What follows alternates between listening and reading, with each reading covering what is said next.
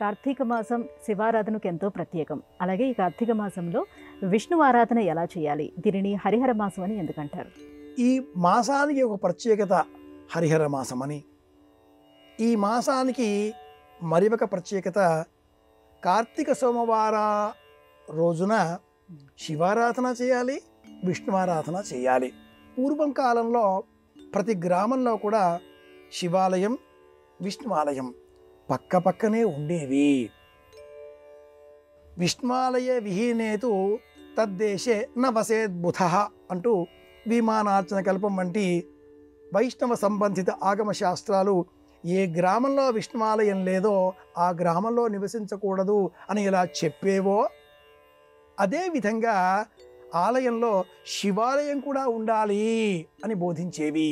అదేవిధంగా ఆ గ్రామంలోనే విష్ణువాలయంతో పాటుగా శివాలయం కూడా ఉండాలి అని చెప్పేవి. 1000 పడగలు అన్న గ్రంథాన్ని మనం జ్ఞాపకం తెచ్చుకుంటే కవి సమ్రాట్ విశ్వనాథ సత్యనారాయణ గారు మహాకవి. ఆ కావ్యంలో వేణుగోపాల స్వామి వారి ఆలయం, ఆ పక్కనే శివాలయం, రెండూ ఉండాలి అనేటటువంటి ధర్మాన్ని మనకు సూచించి ఉన్నారు. ఈ మాసంలో కార్తీక మాసంలో కృత్తిక నక్షత్ర మండల సమీపంలో చంద్ర సంచారం కనుక ఈ మాసానికి కార్తీక మాసం, శివారాధనకు ప్రత్యేకం. మరొక వైపున కర్కాటక రాశికి సంబంధించిన ఆధిపత్యం చంద్రుడు కనుక శివారాధన, మనశ్శాంతి, ప్రేమ, ఆప్యాయత, ప్రశాంతత. మరొక వైపున సూర్య సంబంధితమైన సంచారం తుల, వృశ్చిక రాశులలో ఉన్న నేపథ్యంలో బలహీనమడిన నేపథ్యం కనుక సూర్యకాంతి ఈ దేహానికి పూర్తిగా లభించదు, బాగా తగ్గిపోయి ఉంటుంది.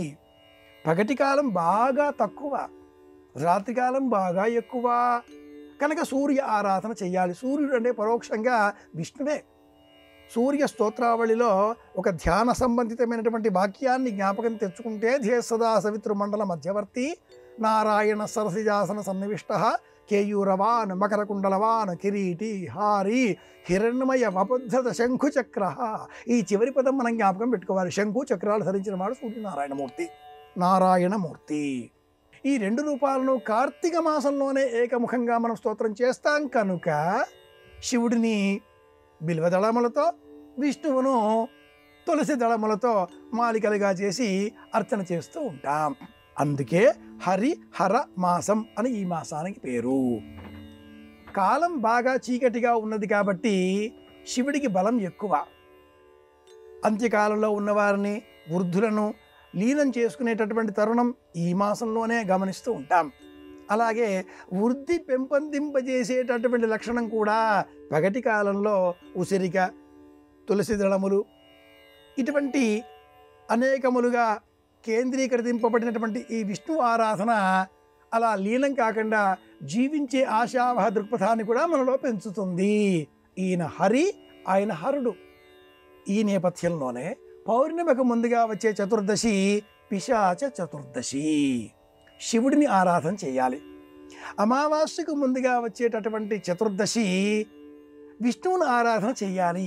వైకుంఠుడే దిగివచ్చి కాశీ విశ్వనాథుడిని పూజించేటటువంటి చతుర్దశి ఈ కార్తీక మాసంలోనే ఉన్న కారణం చేత హరిహర మాసం అన్నారు. ఇరువురిని సమానంగా పూజించాలి.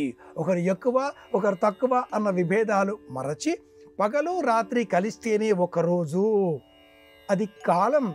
ఇరువురు హరిహరులు, కాలస్వరూపులు, కాల నిర్ణేతలు.